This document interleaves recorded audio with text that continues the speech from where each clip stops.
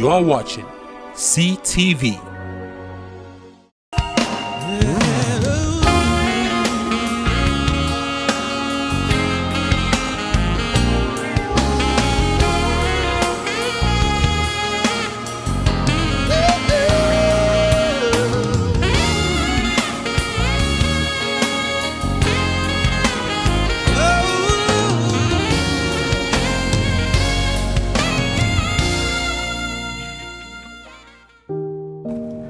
This is the Spotlight, a beautiful time out on this platform when we take a foray into various aspects of our lives, especially those crucial sectors that have a lot to do with human development.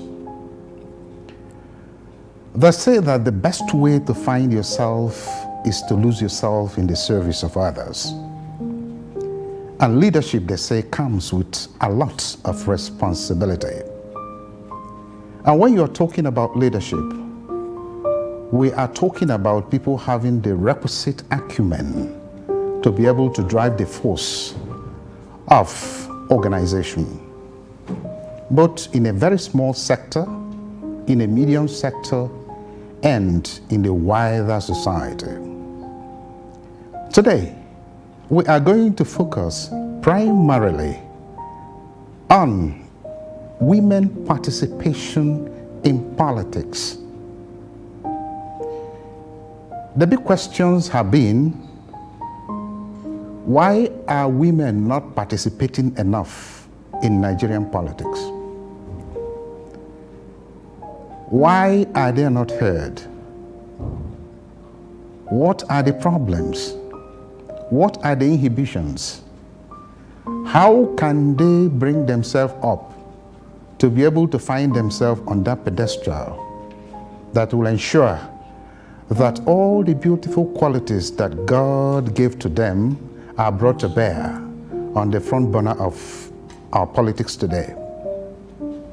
The family is a micro society in the macro society. And from all indication, and from every testimony, our mothers, our sisters, and every other woman available in the family help in consolidating the family. We cannot talk about stability in the family without talking about the mother or the woman in the family. So why has this great virtues of our mothers and our sisters and our women, why haven't these virtues translated into a wider society so that we can have a better country? That is the big question we are trying to look at today. I am Emeka Obieki, your regular host on the program. Today, I have two eminently qualified ladies in the studio to help me attempt to answer these questions. At the extreme over there, I have Dr. Mrs. Chinelo Mosu. He's a renowned educationist and a woman that have contributed immensely in her sector to the development of the human person. Madam, you're welcome to the program today. Thank you very much, sir. And very close to her is High Chief Mrs. Edith Mike Ejezie. He's a barrister at law and one of the most resourceful politicians that Anambra State has ever produced in the women fold. She has run for various positions in Anambra State, Federal House of Representatives, and has held various positions, political positions, where she has contributed immensely to the development of human race. Madam, you're welcome. Thank you for having me. Very good. Well, the question is, Chief Mrs. Ejezie, you are a very successful politician.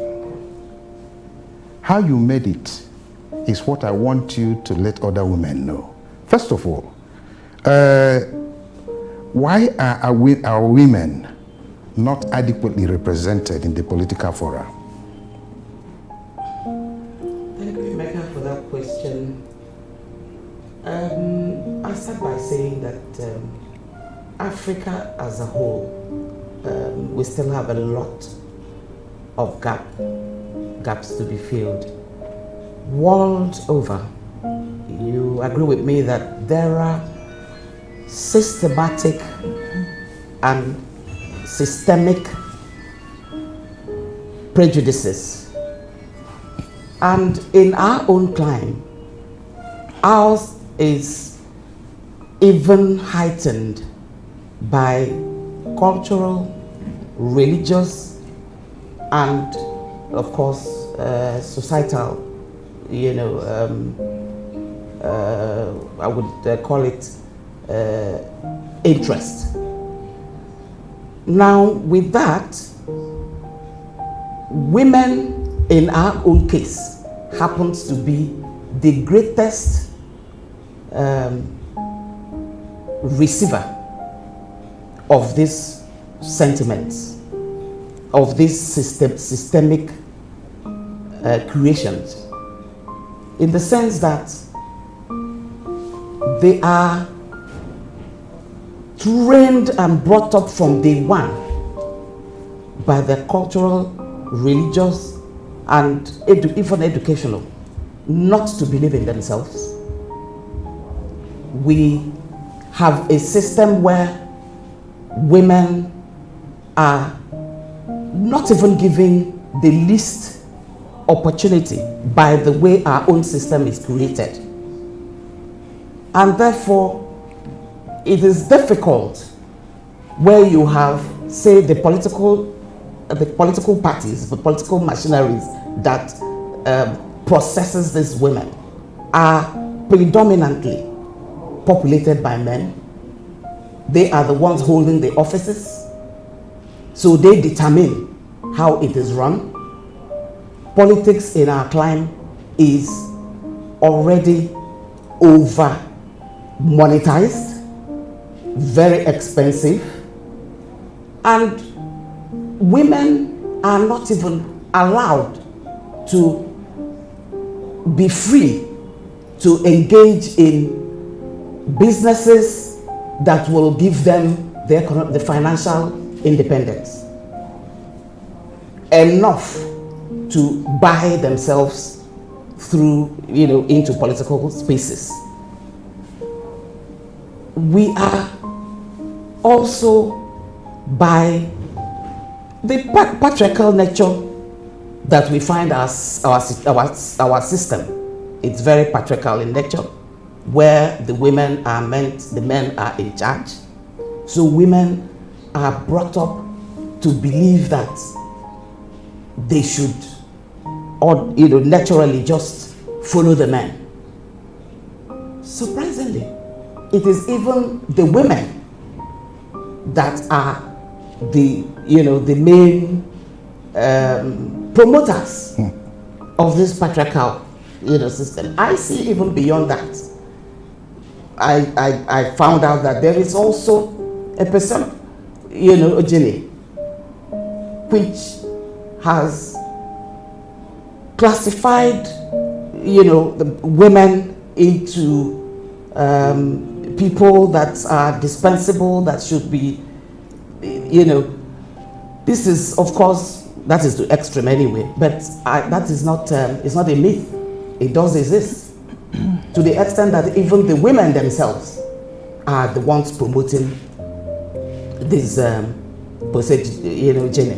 To the extent that by the end of the day, they've sailed into the same patriarchal situation, which had driven certain, some minute number of women into calling themselves those who now find themselves talking about feminism, which of course is not what we are talking about here.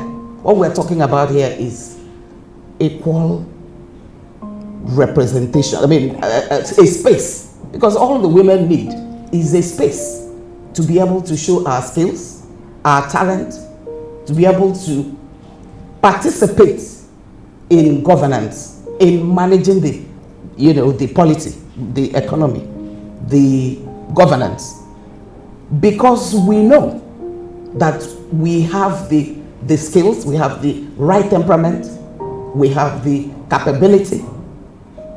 A situation where a country is, not allowing over 50%, or even, let me be generous, 50% of its populace not to be involved in becoming part of the people who decide or who make up or who participate in deciding how the country is governed, who participate in baking, because that is their natural, the natural a gift is for them to, put together.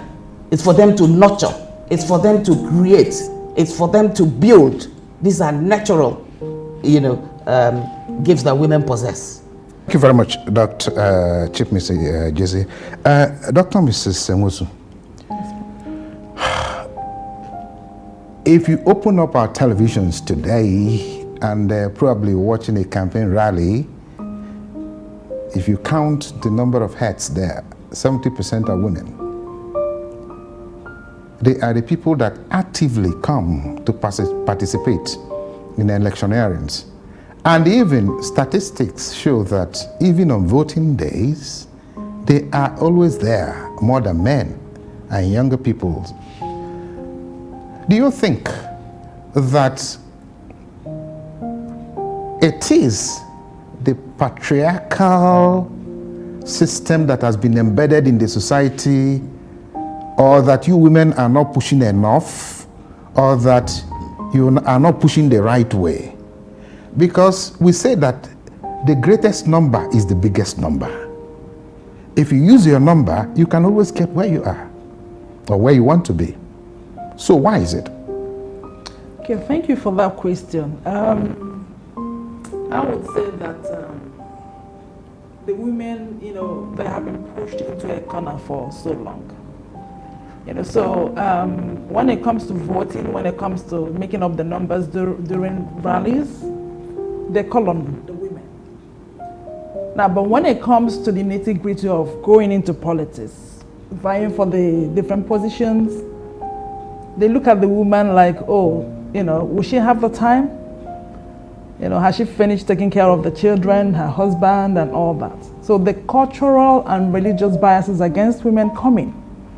But because the women are more in number when it comes to casting the vote, they know they need the women, so they will not go and entice them with the little tokens that they give out, and make them to come, to give them the votes. So, but when it comes to participating properly in vying for the positions, they won't allow the woman to come in. And because our politics in Nigeria is also geared towards huge financial involvement, many women don't have it. So when they look at that, they are discouraged. They don't want to get involved. Then culturally, like she said, it's a patriarchal society, where the man is seen to be everything. So before a woman can even get up to say, okay, I want to participate, I want to vie for this position, she would have to get the permission of her husband. And most men in Africa, I would say, and Nigeria particularly, would not want their women or their wives or the sisters even to go out there to go and start doing campaign. They will tell you, oh, the meetings are always held at night. Are you going to be sitting amongst men, and all that, so culturally, that bias against the woman is already there, but somehow, like you said, we have the numbers.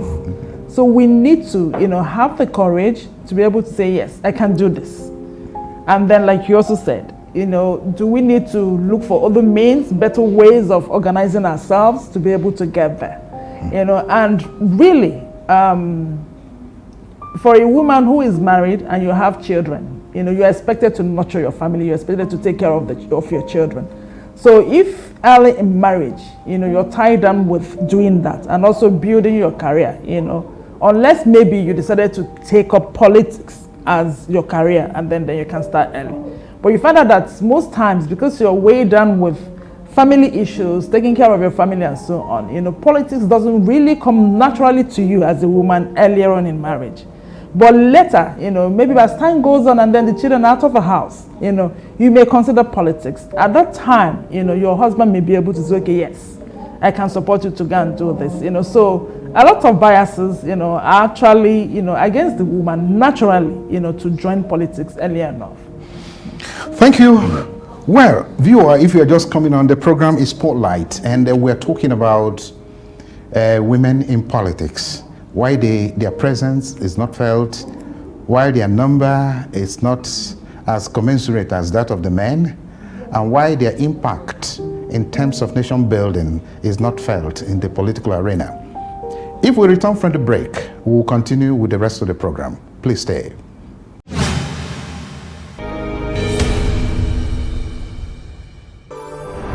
You are watching CTV.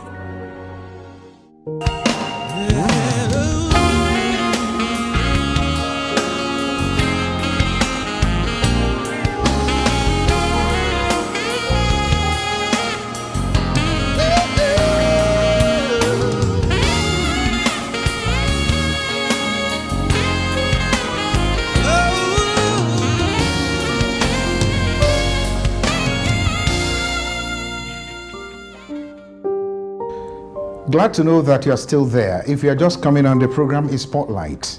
And with me here in the studio are High Chief Mrs. Edith Mike Ejezie and Dr. Mrs. Chinelo Mosu. We are talking women in politics. What should be done for women to be actively represented in politics and also in the process of nation building in that sector. Now, Chief Mrs. Ejezie, now that we have seen, just like Dr. Mosu have outlined, the various responsibility of a woman at a younger age, the family responsibility, taking care of the husband, the children, and also growing the home. At what point do you think we can really bring a woman into full stream politics so that this voice we are talking about will actually be heard? Thank you, Emeka. I believe that, first of all, to be a politician, to get involved in political process and politics, as it were, you have to have an extra energy, extra gifts and attributes. You have to have, you must be a charity person. You must be somebody who has the greater goal of the greater number of people in mind. And there is no particular age that you need to attain to have that, because it is an innate thing. If you don't have it, you don't have it. Even if you are 100 years or whatever years, if you are not that way, would I say, made up as a person, then you don't just wake up and become and begin to do it. And that is really why we have issues in those that are politicians in Nigeria. Because politics is not just, it's not about enriching oneself. Politics is about ensuring that the people, your constituents, the people for whom you are out to work for, are, satisfied, or are at least to a greater extent are taken care of. They are the ones, this is what pushes you.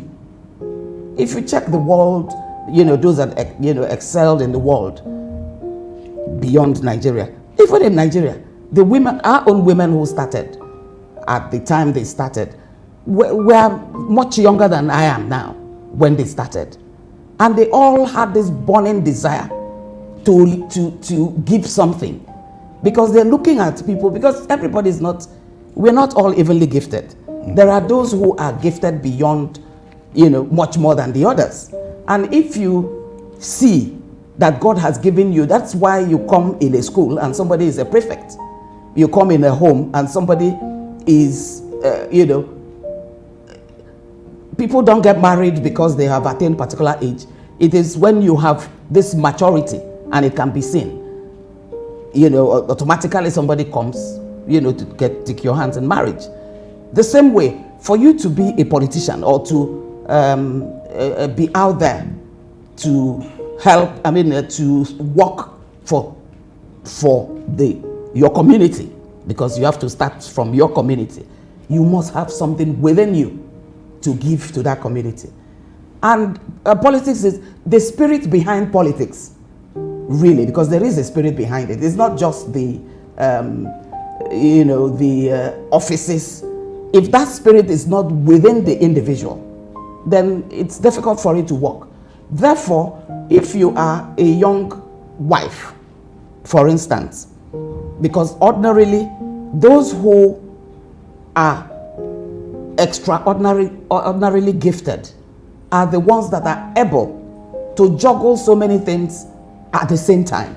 They are able to take care of their children, take care of their husband, take care of themselves, take care of their workplace, and still look out for others that they want to take care of. There are young girls I have seen at 18 who are already, owners of charities, and they are out there driving them. These are people who should thrust themselves forward to, when they are now given a space to share what is their, common patrimony. They will, of course, will be able to do that without, much ado, because it is something that is coming from within. So I say that for women, talking about what time, the right time for women to join politics, or for women to even be involved in politics, several factors are going to be put into consideration. Because of our own peculiar situation in Africa, in Nigeria, where, we are all, going back to this patriarchal thing that I talked earlier. A woman is already under a man. So anybody who is holding herself out there to go and work for the masses must at least have the capacity to deal with it. It shouldn't really be an issue, because if you are not able, you can't give what you don't have. If you are not able to manage your own, immediate space and deal with it, how are you going to be able to manage, the larger society? So it stands to reason that if it shouldn't even be an issue. The men who I believe are gifted, because for you to have a wife that is so that way endowed, you should count yourself lucky, because some others are, as far as I'm concerned, are stuck with people who have no value to add to themselves, much more the larger society. And ignorantly, the same society that these men have sacrificed their wives to go and work for are the same society that will look at them, treat them with all manner of disdain and cynical, because they are ignorant. Okay. Nnamdi Azikiwe will tell you that the beginning of what is communication. In politics, for it to thrive the way it should be in Nigeria, we must deal with the level of ignorance that we are wallowing in. Thank you. Dr. Mrs. Nwosu, I was discussing somebody somewhere, and we were talking about this issue of women participation in politics and the role men play in that pulling them down or taking them up. The person was telling me authoritatively that even those women that have succeeded in wherever they are politically are pushed up by men. That in some circumstances, women are their own problems.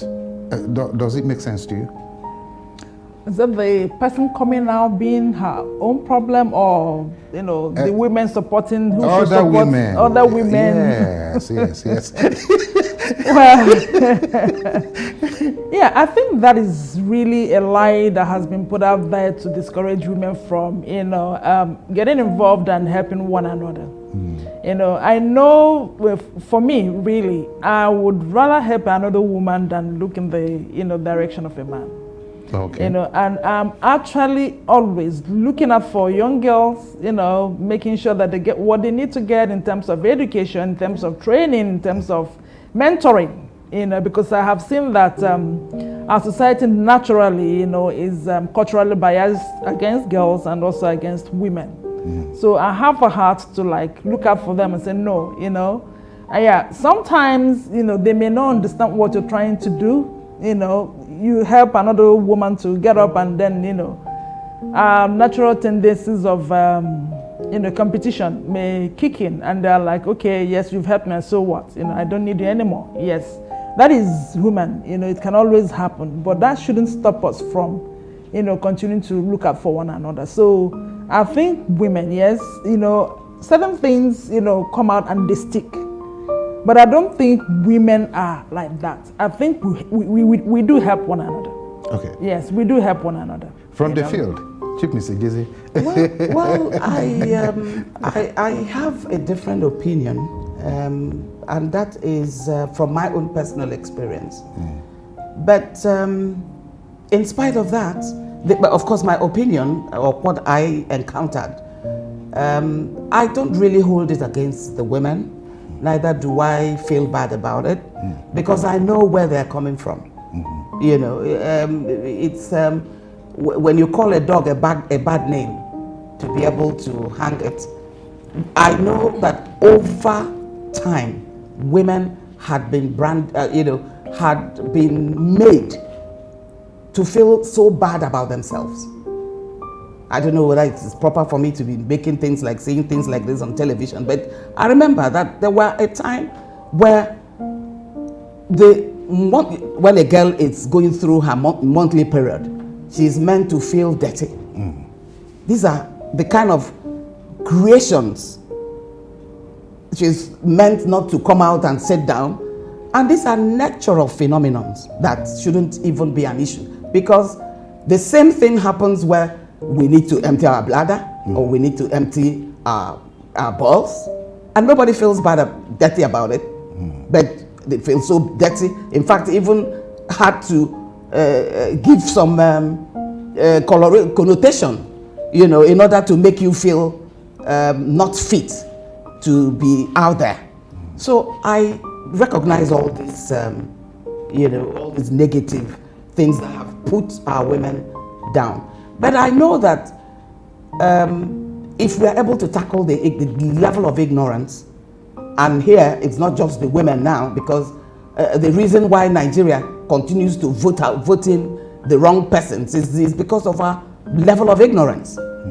Because if we are informed properly, I don't think that the people that had been trusted forward would have been the people that would be there.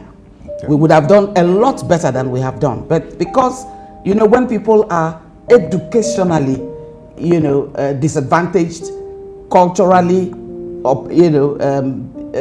denied, all they think about becomes their stomach. Okay. So this is why you would see that a woman who has been made to be going about in the markets and hawking around and things like this, when she knows that she's going to get something for her stomach, she runs out with speed to come and get it, to get that, regardless of whether or not she would have been better off if she had stuck with somebody who would will emancipate her ultimately. She thinks about her stomach at that point. So this are what I see had happened. I know and I believe that we will get there. Okay.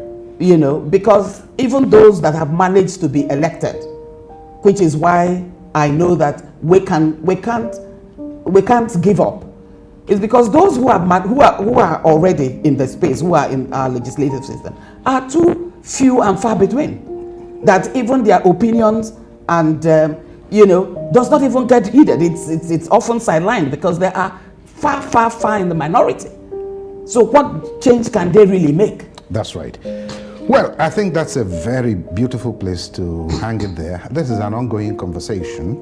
I'm sorry, we have only 30 minutes for this program. And I'm sure that the way you people are, in the next 3 hours, we'll not be able to exhaust what you people are ready to give us here. So, but I believe that subsequently, we're going to look at some other aspect that we have not talked about. Well, viewer, this is where we come to close to this package. But before I go, your last word, Dr. Misugosu. Women, believe in yourselves. We can do it. If you know you have it, please come out. That's right. Chief Mr. Ejezie. Well, I want to quote Edmund Burke, who said that evil men triumph when good men, you know, fail to do something about it. So as long as the good, this time not good men, good people, because even he was you know, patriarchal in that this thing. So when good people refuse to get involved in the political space, then we continue to have what we have, you know, on our hands today. Thank you. So I encourage more good people, especially women, to come out and get involved. Thank you very much. Thank you. Well, viewer, thank you for giving us your time and being there for this program. I am Emeka Obieki, asking you to remain tuned for the rest of the programs on this platform. Thank you.